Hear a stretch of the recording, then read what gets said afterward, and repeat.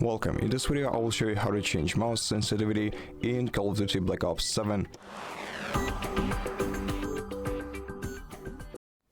First, open settings by either pressing F3 button on your keyboard or by clicking the gear icon in the top right corner of the screen.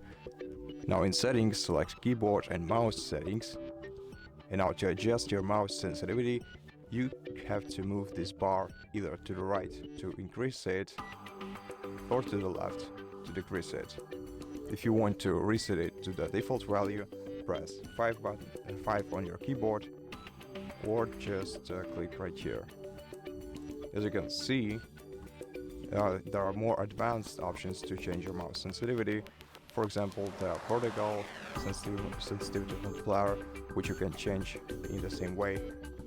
The third-person sensitivity multiplier, ground vehicle sensitivity multiplier, air vehicle sensitivity multiplier, and table sensitivity multiplier, and they are all changeable in the same way just by moving the bar next to it, next to each of this option.